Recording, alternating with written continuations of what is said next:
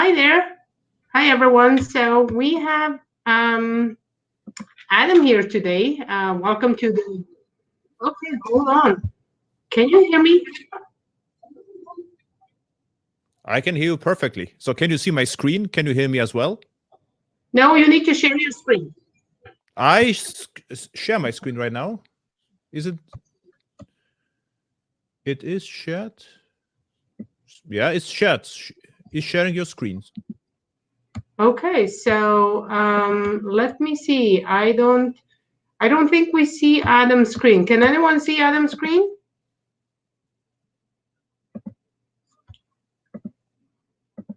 No. No.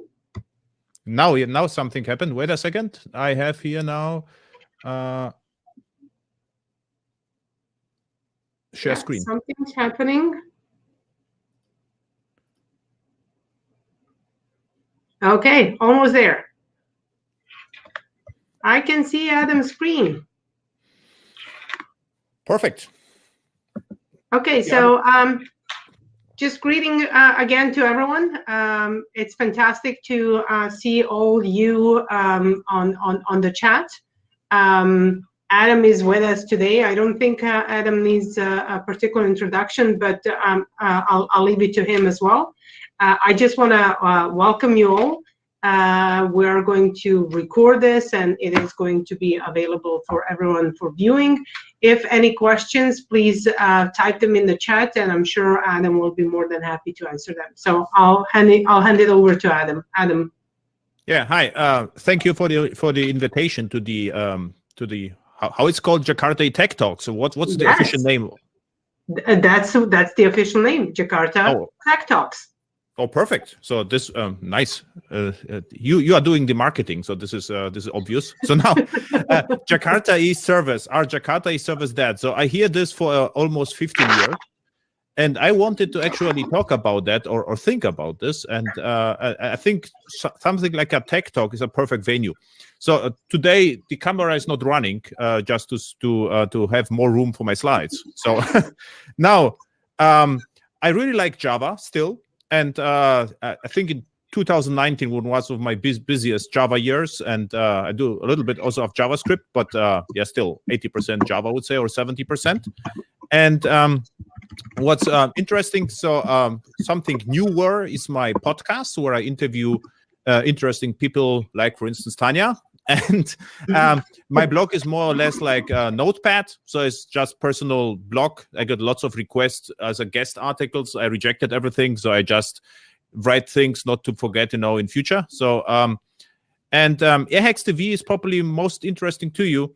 What the Airhacks TV is like the monthly question and answer show. So my mantra is learn once, never migrate. This is the basic idea. This is what I do for years.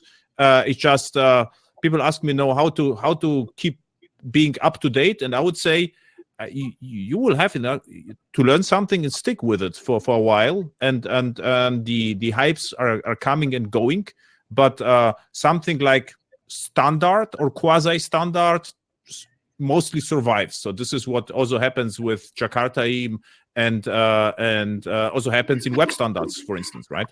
So this is the Airhacks TV.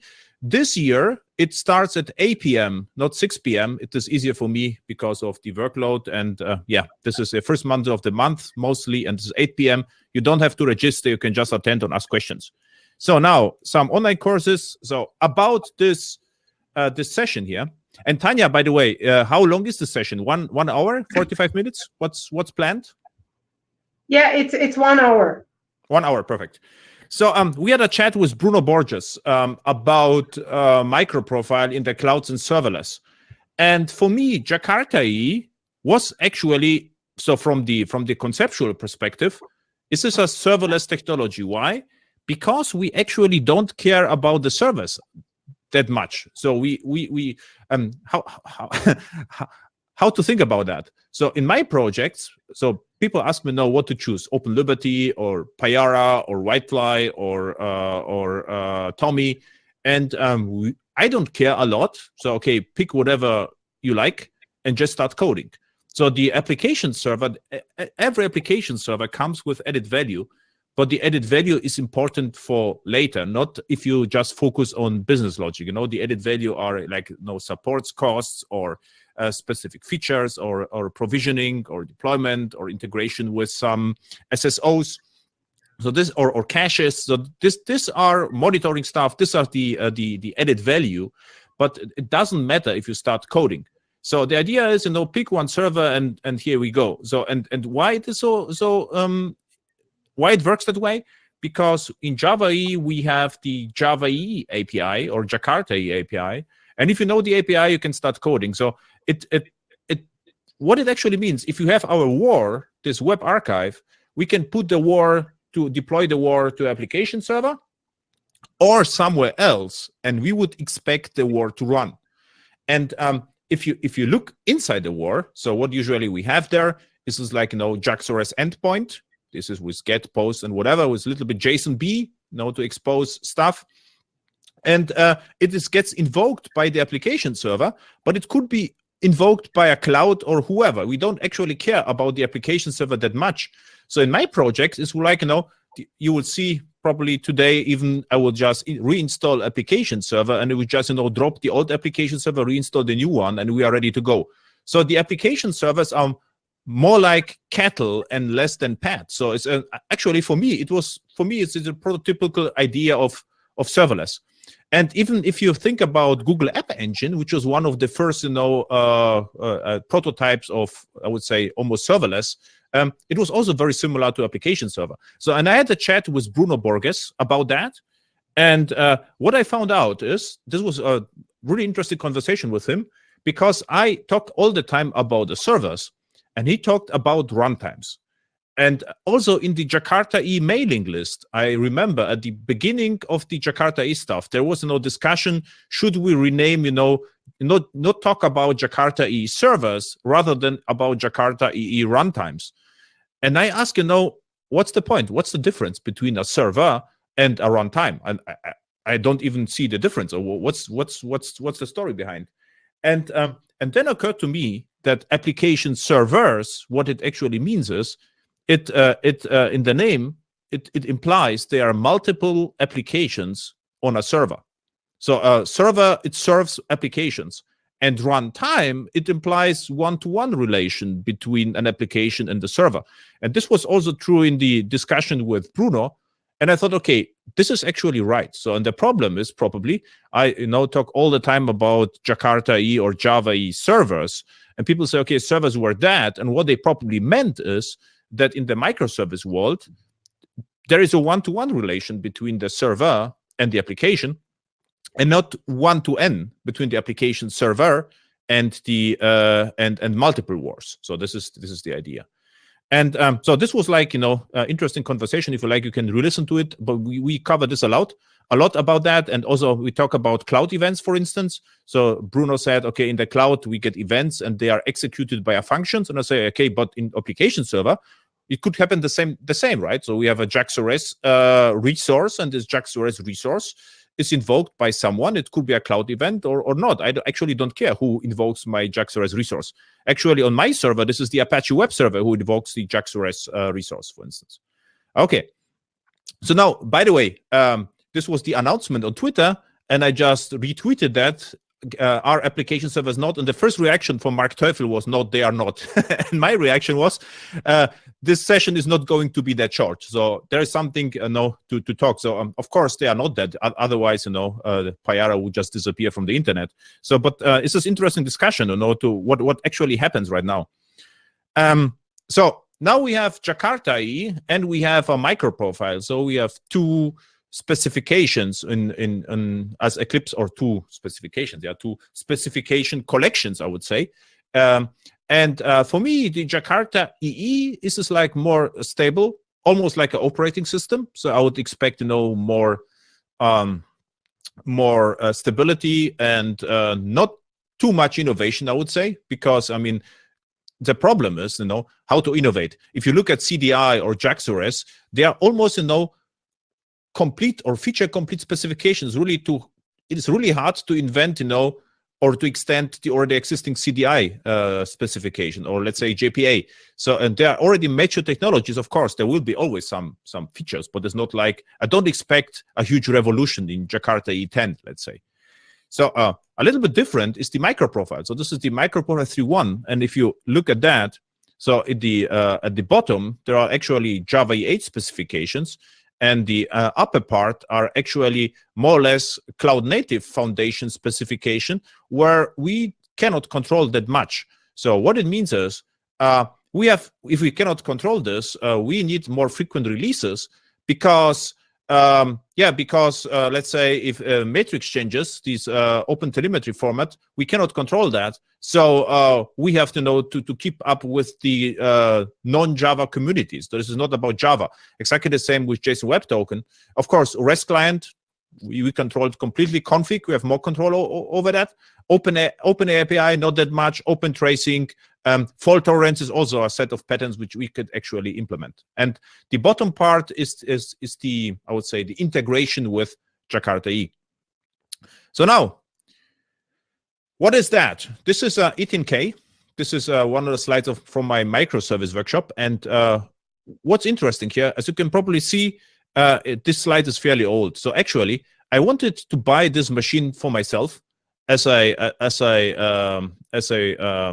container for my clothes. So it was cheaper than actually IKEA closet. But if you take a look on that, it cost back then $1 million. And right now it was $2,000, so it was really cheap. And back then dollars were very cheap for euros. The dollar and euro relation was good. But why I'm showing you the slide? The main idea or the added value of application servers back then was saving costs and money. So if a single machine costs 1 million, and I was in around the year 2000 in a project, we had 2 such machines in a cluster. So 2 E10K, it was insurance company. And you can imagine we have 2 million euros in 2 machines. So the application servers were installed on such machine. And the main idea was to install as many applications as possible on a single application server, and provide isolation for the applications to keep, the hardware costs low per project. So this was the main goal of application servers. So the problem with this is the hardware becomes cheaper and cheaper. So right now, I think the same machine would cost like 20 euros with the same power. It's probably, I assume, so the E10K is probably a little bit faster than Raspberry Pi, I guess. So you could have no equivalent machine for 30 euros. And the question is, what's the point of application servers? And the remaining point, from my perspective, is ease of use. So what happens over the years was we got, so if you take a look a little bit on the history, so my impression, so I followed this a little bit at the beginning, or I had to follow because I was in projects. So everything started with JDBC, which was a part of JDK actually. And my impression was like, it was a little bit driven by Oracle. And the Java database connectivity was similar to ODBC back then. And the idea was to abstract from databases. Then JNDI came in, JNDI, Java Dynamic and Directory Interface. It was like abstraction from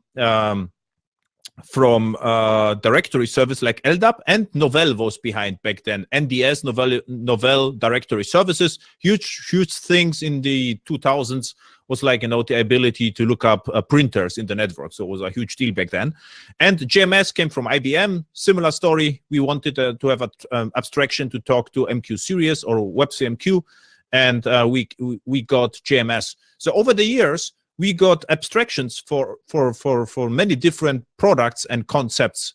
And and we get everything at once as a Java E API, or now Jakarta E API.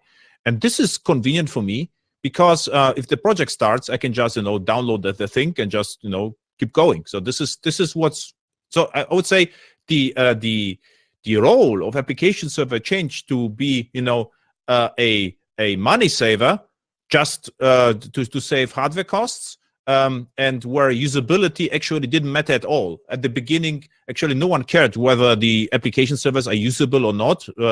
They were complex, but no one cared. And actually, before J2E, there was actually no way to deploy an application to different application servers at the same time, because they were completely different. So there was a persistence power tier, ball and JBuilder. There was a Gemstone. There was a Tenga server, which became BA later, and they were complete different servers. So there was actually no way to install, to deploy something to multiple servers at the same time. There was not even no web XML. There were no servlets. And I was involved in one of the first application servers. It was called the Java Web Server from Sun.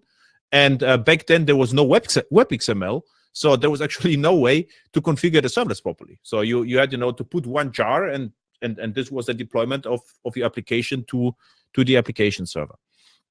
Okay, so now over time, of course, the application servers became more and more usable, and the goal shifted to be, like the only one operating system for all applications inside a company, into a runtime, which became also smaller over time, because it gets, over the course of 20 years, it got, optimized over and over again. And of course, and what also happened, the vendors, started to compete with each other. So there was a White Flat had modules, then Glassfish became OSGI server, then OpenLiberty came out, become smaller. So there was like, the race to be the smallest or more nimble server on earth.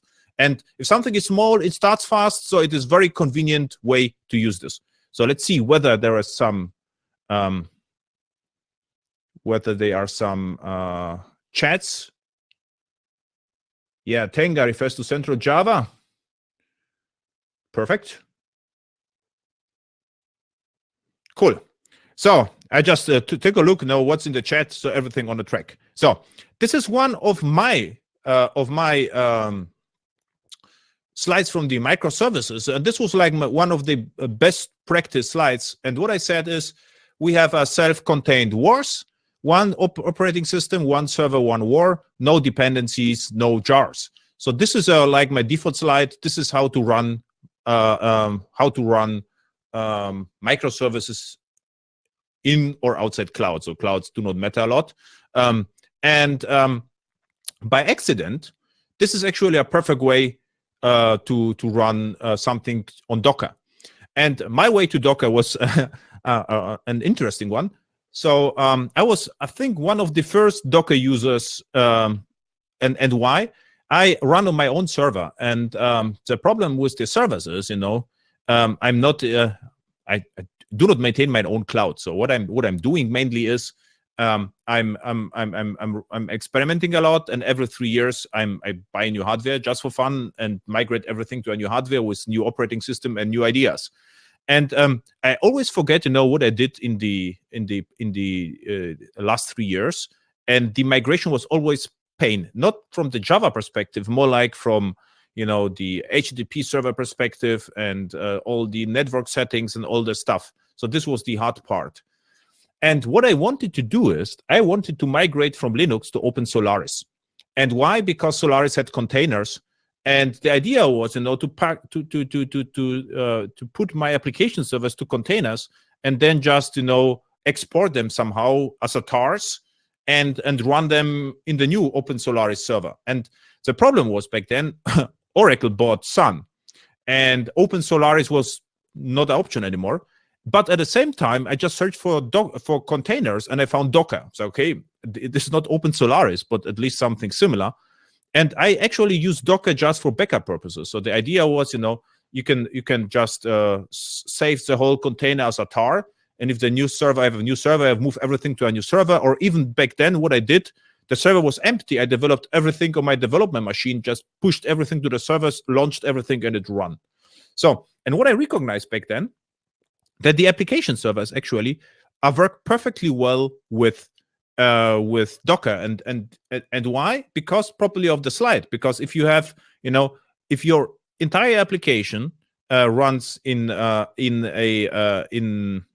war, and the war has no dependencies, the war is tiny, because the entire API with the implementation lives already on the server.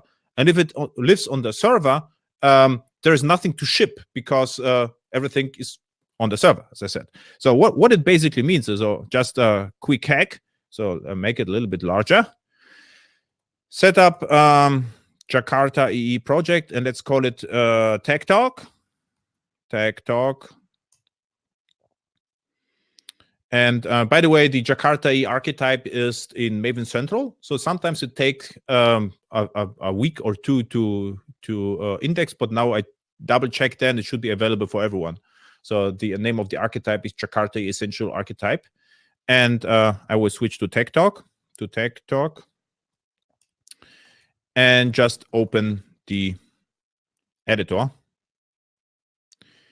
And what you should see is, this is what we talk about today, is the Jakarta E8 dependency, and this is the microprofile. But this is just provided. It means it's already on the server. So what it also means is if I will just build it, and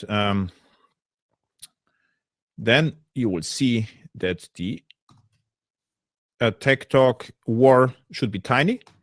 And of course, this is simplistic application, so it is 4K. It is tiny, but in my projects, more commercial projects, they are usually still tiny. I would say, in worst case, a couple of megabytes. So there is not usually under 1 meg. And why? Because the Java bytecode is pretty small. So now we did this, and now watch that. So if I convert this to, let's say, Payara, why not? And say Maven clean install, and Docker build -d. Tech Talks, let's say Tech or Jakarta. No, it should be Eclipse, of course. Eclipse, Tech Talk. Also wrong. Jakarta EE Tech Talk. Tech Talks.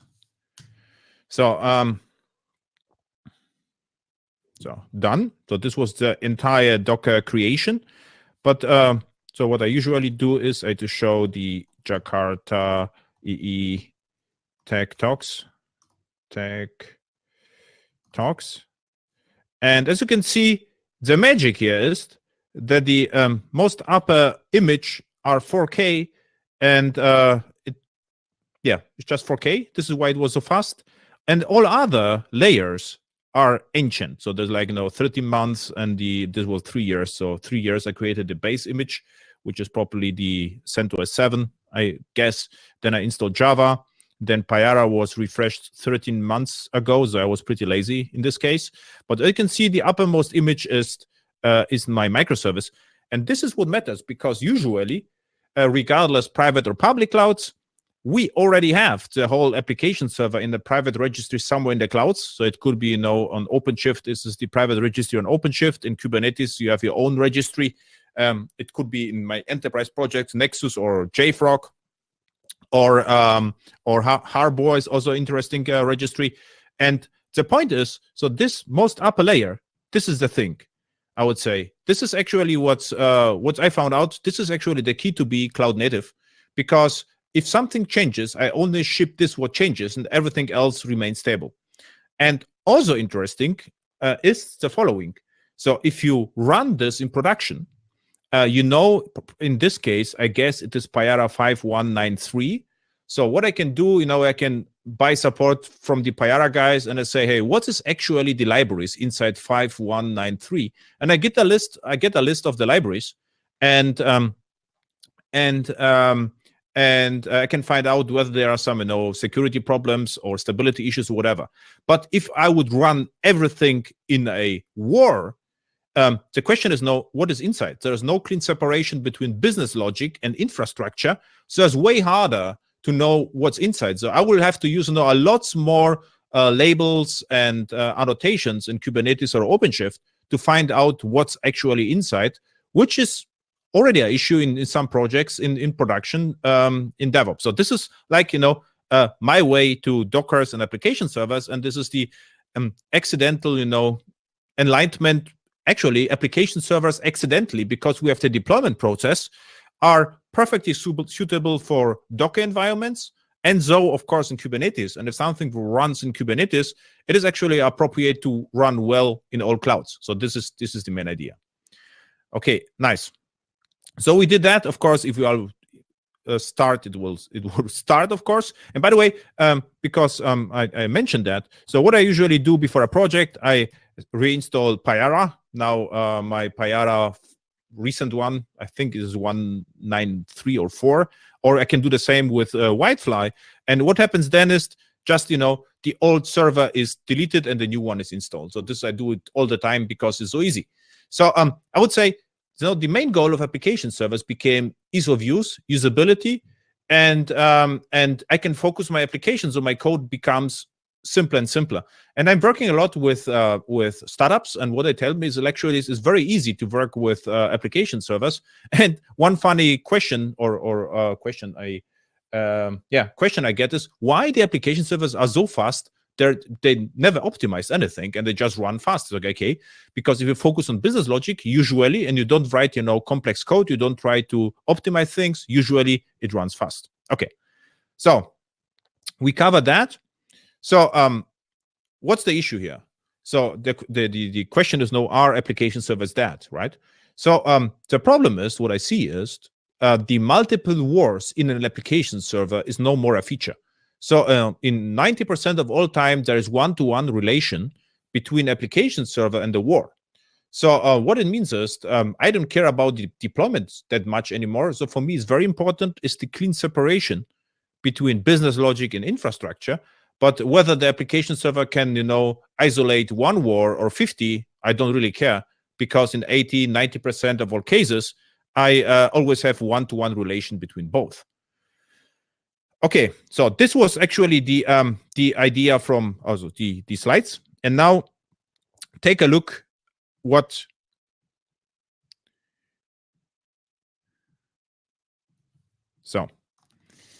what it basically means is what is the future?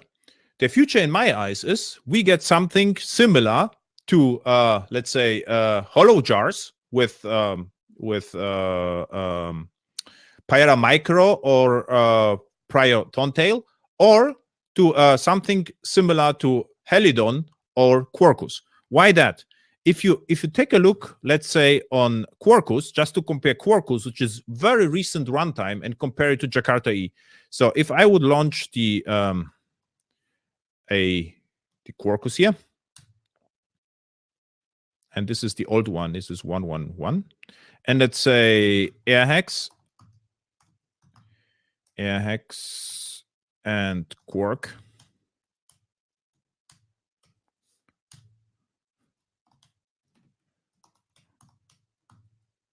And just run it, just build that.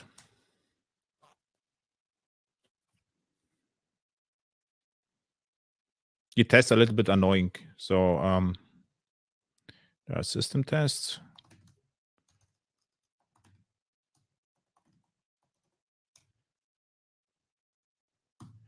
So now fixed.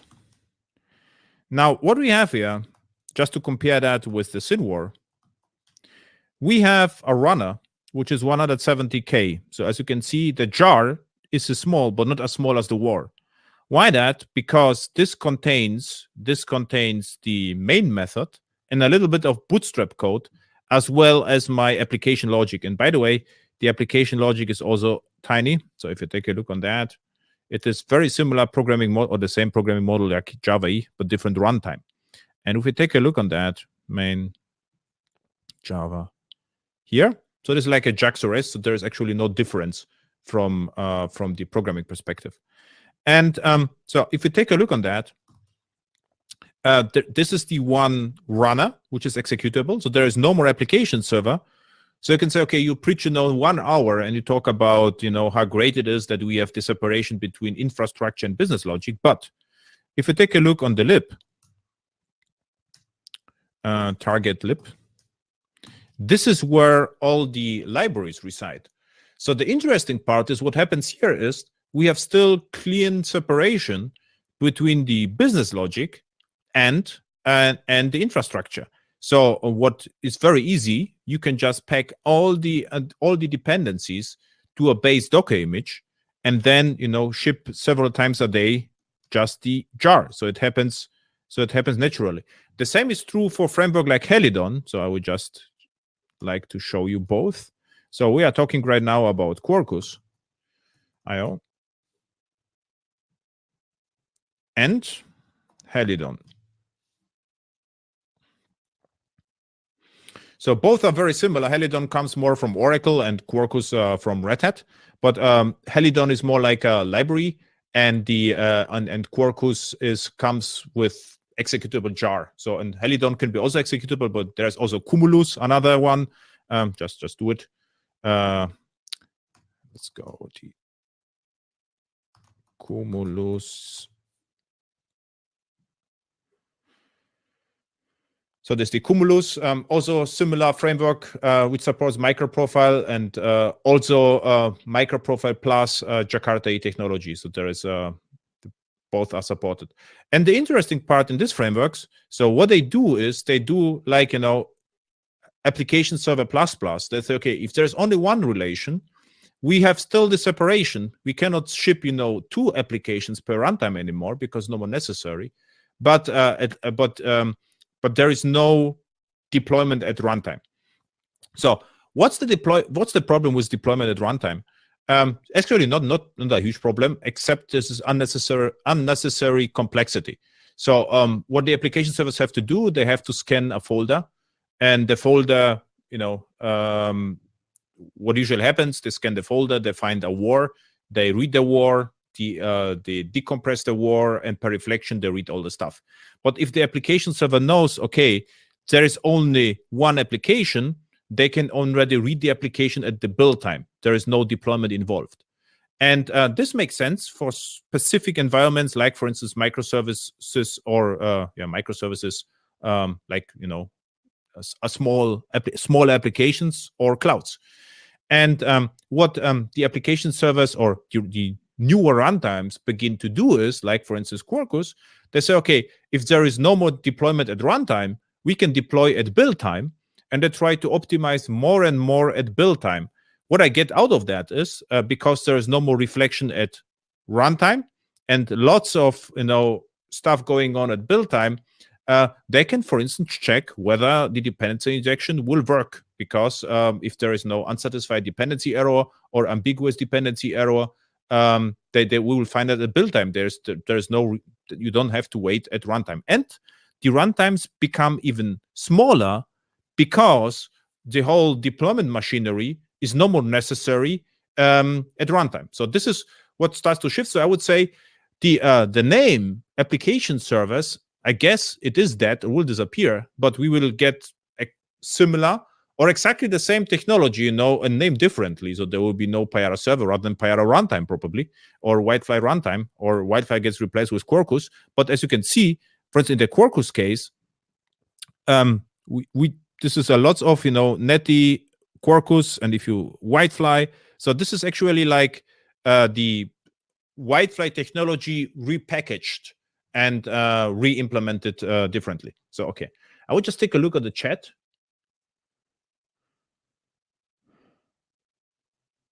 Yeah. So Aryan says is the supported version of Whitefly is JBoss EIP. This is true. And someone asked me, I have looked at JE or.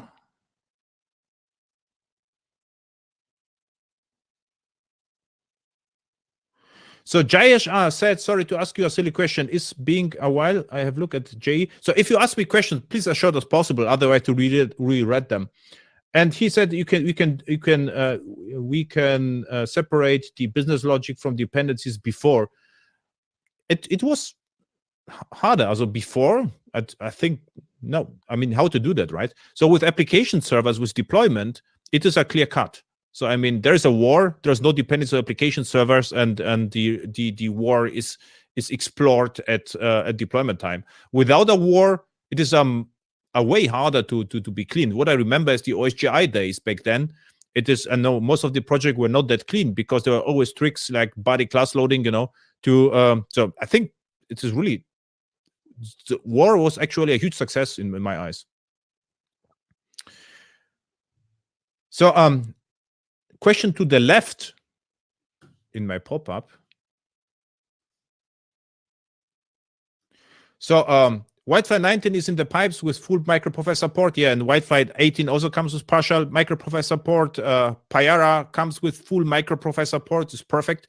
And by the way, I use Payara all the time. It's not like I say, okay, it's not usable. So what I'm just saying is like, in my last Payara projects, there was always, one-to-one relation between Payara and War. It was the same in Whitefly.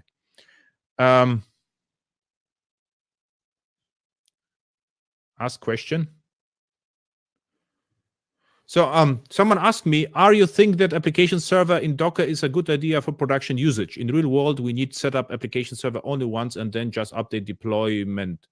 Yeah, but this is the whole point. With application servers, the great story is, let's see, wait a second. Let's say whether I managed to do that. Registry. Okay. Docker remove registry. So now I would like to try to answer the question with some code. So now the Docker registry is running, and Docker images. So there was one image. This is this one. I will have to tag that. So Docker tag this one with one localhost 5000. And this, I think, is right. And then, with a little bit of luck, let's see what it works. It doesn't work always. It depends on the network. Docker push to that. Cool, it works. So what I'm doing right now, I'm actually deploying my application server to imaginary cloud. So this cloud runs on my machine. But what I'm doing is a remote push to Docker containers. And the question is it worth to use Docker? And the application server do not change all the time. So now the cool story is, so if I go to the tech talk again and perform some change. Oh, this was a mistake. Wrong button. Do the same. Let's say I'm in the tech talk, and let's go here and say, this is Jakarta E9, of course. So Jakarta E8 is old stuff. So we are already in Jakarta E9. So we have that. And now watch this. I would like to rebuild it again. Maven clean install and build. And I will build with the right name. Localhost 5000.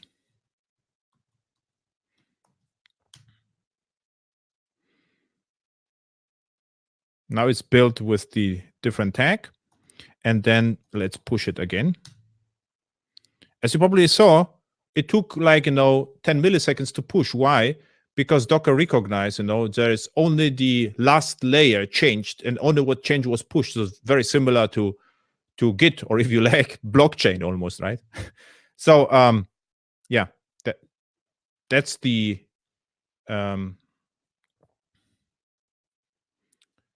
difference. So let's see what else. So it's a very good idea, and I would say 80% of all my clients are running application servers in Docker. I would say 90%. I actually can't remember anymore who runs application servers on bare metal. All my projects are running in Docker, and I would say like 50% of our projects are running on Kubernetes-like environment. Most of them OpenShift, and the others in the clouds.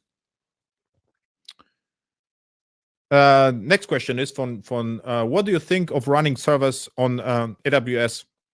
Yeah, sure. I mean, actually, at AWS, what do you mean by that? Is EC2 or EKS works perfectly. This is Elastic Kubernetes Service. So this, you can do this. So it's similar to OpenShift. And Google Cloud, a little bit more convenient, I would say. And Microsoft Azure, a little bit more popular. And the question is Lambdas. Lambdas is serverless or function as a service. And the funny story is, in a Vue project, we find out that running application server all the time. So first, application servers, the runtime is smaller than you may think. And in this particular project, it was cheaper to run Payara all the time than because the traffic was high, than use, for instance, the Lambdas from AWS. So this is the question, the answer to this question. So next one. Ariane ask is it impossible EJB retired? So I think, is it possible that EJB retired? Yeah, I think we first, my personal opinion is we should retire as much as possible. And before we retire EJBs, I would retire SOAP first. This would be my absolute favorite. So it should just disappear from Jakarta E. We can keep it in Java 8 and should disappear from Jakarta E. So SOAP, this XML, RPC, and all the stuff, we don't need it. So the next one is easygoing's EJB. I think EJBs was never a problem. We have Arjan from Payara. I guess that the entire EJB container on Payara is like 1 meg. So there's actually non-issue with EJBs. But we should retire EJBs because CDI is good enough. So what we should include, all the annotations from EJBs, we should pull over to CDI, and then we are good to go. So the more specification we can kill, the simpler and more usable Jakarta E becomes. And I really like EJB, but if CDI offers me the same annotations, I actually don't care whether they come from JavaX EJB or Jakarta.enterprise CDI or whatever. Yeah, and Arjan says exactly that. ROS allowed, or probably it would be a good idea to have pullable CDI beans. Also, I have to say with microprofile fault tolerance and bulkheads, we have something similar already in microprofile. So message-driven beans, this also can be a CDI replacement, yes. And even, for instance, in microprofile, it's called reactive messaging, I think. We are very similar with outgoing and incoming annotations to message-driven beans. So Google Clouds, Alexander says, yes, Google Clouds is even more usable than AWS in my eyes. So it's, cool crowd here. So other questions? So Jayesh, your question was not silly at all, was a good one. It's too long. Sorry for your long questions, you have to say. So pipeline 19, the pipes. Someone from Red Hat told me, okay, no, the microprofile full support is around the corner, and this was like November. So I would say right now I would expect, Whitefly delivering a microprofile already. So now what else question I can answer? So Maven clean install is my bad habit. Yeah, I know that. I don't trust Maven a lot. I had already some discussions with Maven committers like Robert Scholter, for instance. But yeah, my way of going, sure, Maven package should be enough. Sorry for that, for clean install. A running joke, actually.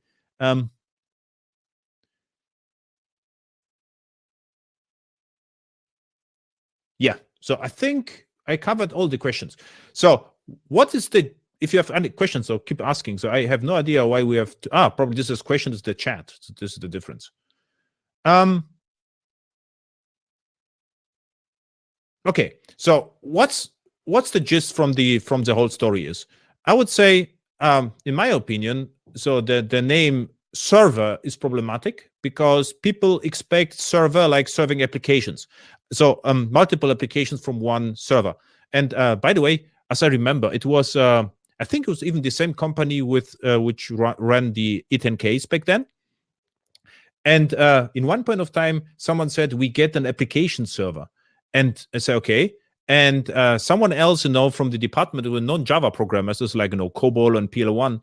And someone asked, okay, great. Then we can install Word on the application server. It's like, what you would like to do is, yes, yeah.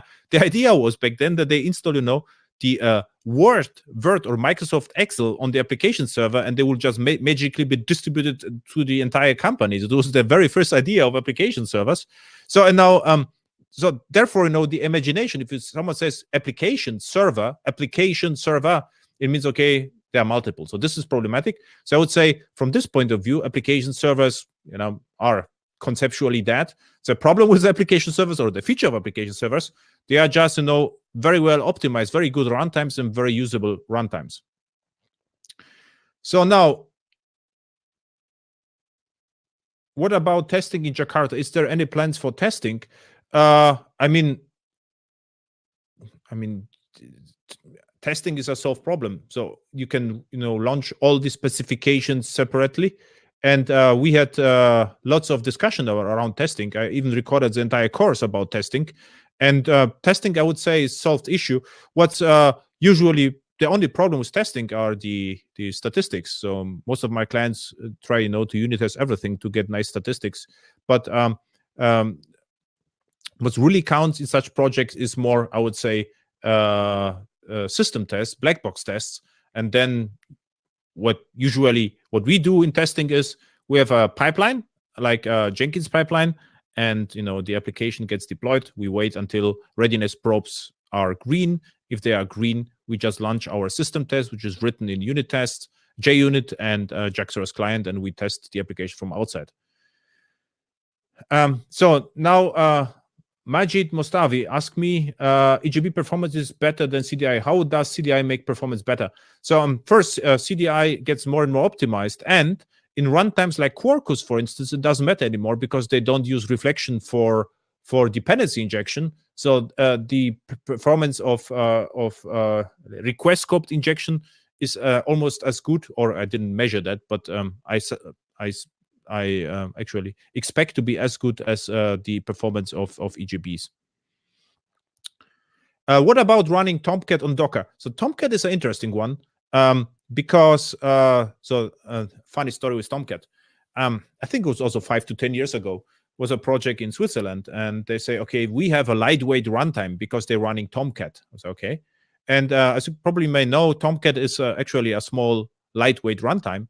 The problem with Tomcat is, of course, there is just servlet API on GSPs on it, so nothing else. And the war back then was 500 gigs. So they have a 500, no, sorry, 50, no, 500 gigs. Not 500 gigs.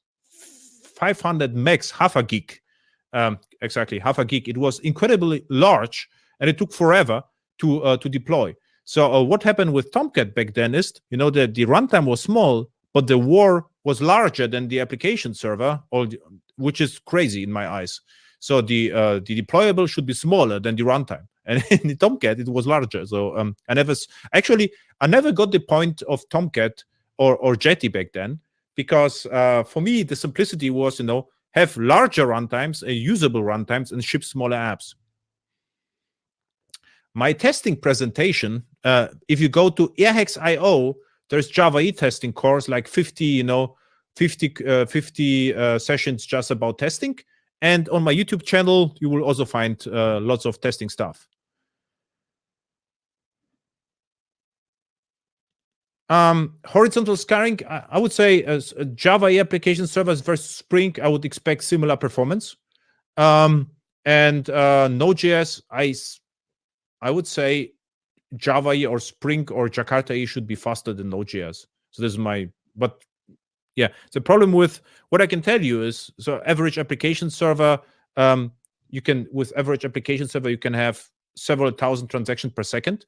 And recently, if you go to my YouTube channel, I measured Quarkus versus Whitefly and performed a small benchmark, and there were 5,000 transactions per second right away. And this is what I also expect or see in projects. This is the performance.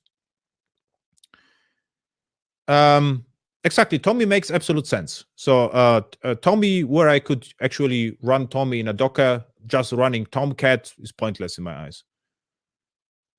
So which micro-profile capable application server do you recommend preferred? The good news is all application servers except Whitefly, which is funny actually, because they have Quarkus, they have SmallRye. It was also a Red Hat effort, and the application server is not fully micro-profile capable. So I made a very good experience. Have very good experience with Payara. So I have lots of Payara projects. The reason being is I did a lot of Glassfish back then.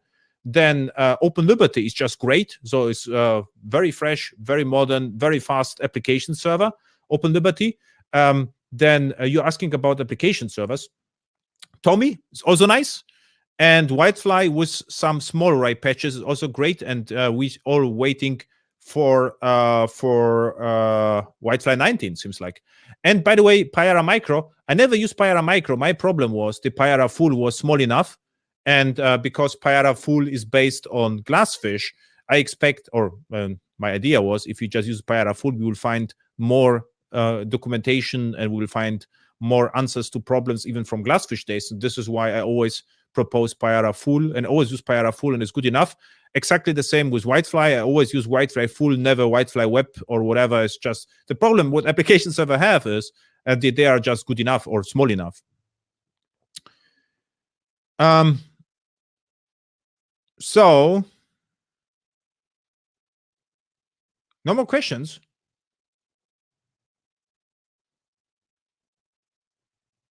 Cool. So, if you have just remaining questions, ask me. Otherwise, I will wrap up. So, what I actually I could code something, but I code usually all the time, so we just end up having another hello world. But Sergi has a question. Okay. What is your experience using Jakarta in combination with OpenShift is actually great. So what it means right now is if I do Payara, wait a second. So Payara S2I, and let's call it Tech Talk. Let's see, it won't work. I know it already. So what I would like to do is the following: Minishift console. Hopefully it runs. It runs. This is great with Jenkins, unfortunately, so it consumes a little bit of memory. So now let's try to do that.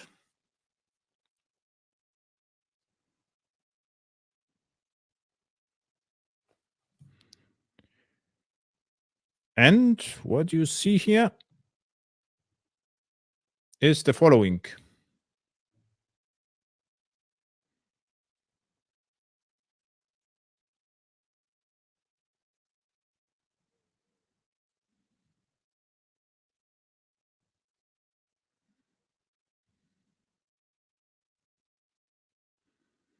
You see that the server is not in my Docker registry. Or it is. It was just slow. It had to wake up. So this was the full deployment of Payara full from scratch. It took a little bit longer than expected, so I was a little bit unsure. But now the Tech Talk is deployed with Payara full on OpenShift. I use it all the time, and you see here the Jenkins ephemeral. If I would prepare myself for the talk, I will show you a pipeline running on it. And so the experience is just great. So you can run. I have Payara full, usually what I run on OpenShift, and Payara micro. Some of my clients would like to have it, so I do it as well. And let's see, with a little bit of luck. No, Jenkins. If I go to routes, this is the Tech Talk route. And this is Payara in the cloud live. So, and this was, I think, a Tech Talk, resources, and ping. As you can see, this is the modified version, Jakarta E9, where I modified. So we deployed during the talk on Docker and on OpenShift. And yeah, the experience is just great. Why it was so fast? Because the Payara was already installed in the private Docker registry on OpenShift. So if we go to the OpenShift and go to images, you see the Payara S2I 5 days ago. So was already installed. So I refreshed my environment 5 days ago. So reinstalled everything. Okay, cool. So as you probably saw, you can even deploy to OpenShift during Tech Talks, which speaks for the usability of Payara and OpenShift. So now, yeah, cool question. So wait a second, where Sergi? I have to scroll, you see. So the application servers are easier to use than the chat software for me. So now go from, so this was this one. So we covered hopefully from Martin. So the experiences of Jakarta and Whitefly. So OpenShift comes with Whitefly S2I as well. So out of the box, and yeah, it works perfectly. So this is what I can tell you. And with of course, Minishift is even microprofile is even better because we get readiness and liveness probes. And with both probes, they are crucial. You know, readiness probes in order the OpenShift has to find out when the application is ready to serve. And by the way, this is one of my criticism of normal application servers, I would say, because if you deploy application server to OpenShift, they become ready, and then the war gets deployed. So it was fixed in microprofile, but at the beginning, the application server said, I was ready, also the application was not deployed yet.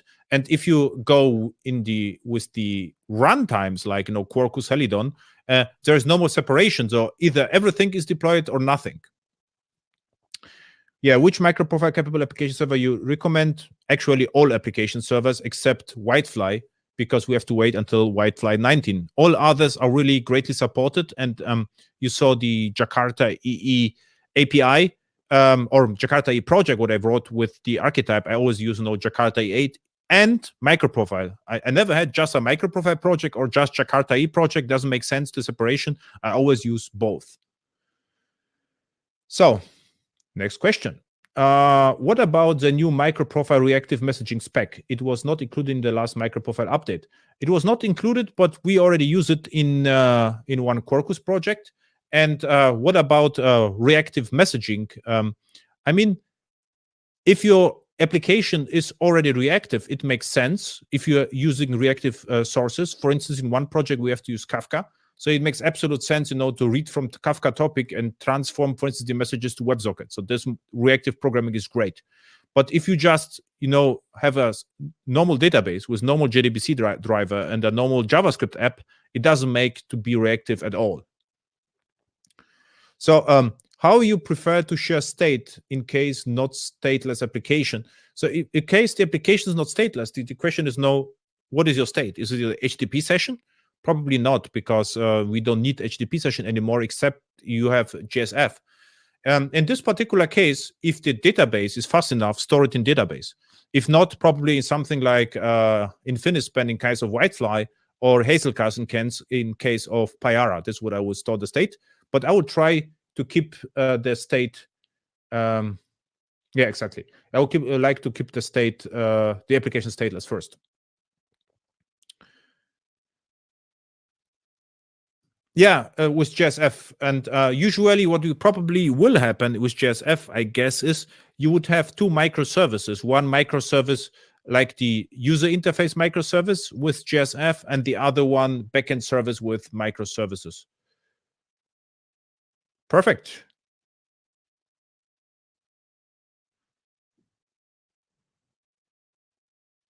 Yeah, Redis in memory is cool, but it's not well integrated. So we could do Redis, whatever. The problem with Redis is, of course, the license. They changed the license a bit. So it's cool, but could be problematic. So you have to be a little bit careful. So, yeah. I think we are done. I cannot find any questions anymore. So, so what's the conclusion?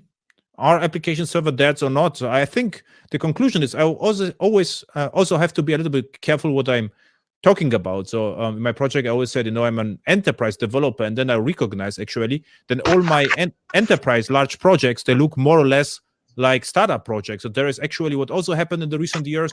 There is not a lot distinction between enterprise and startups anymore. Everything became more, I would say, more reasonable. So this is also one thing. So this enterprise, what enterprise probably just mean is more mature, probably, but no more this enterprise as it was 10 years ago. Cool. I'm actually done, I think. Yeah, and Tanya appears on the screen. And yeah, we're at the top of the hour. It was amazing as always, Adam. Thank you so much.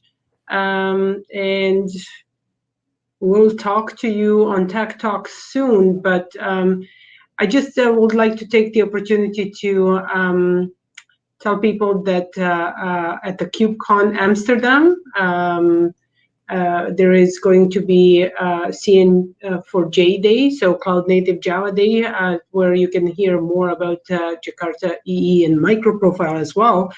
And we're pretty sure we will see Adam there as well. So yeah, please. I would try to come. I'm not try. I'm pretty sure I will come. I only have to think about a nice topic. But yeah, I would really like. Yeah, and I will chase you about that ASAP, because we want to start publishing and promoting. So for everyone out there, please have your eyes open for that, and we're extremely hoping to see you there. And before even that event, we'll have additional tech talks. Get in touch with me if there is something you want to hear about or you want to present.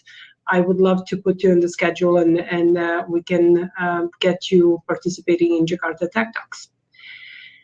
And for now, again, thanks, Adam. Thanks, everyone dialing in, and we'll be in touch. Yeah, thank you a lot. Okay, bye for now.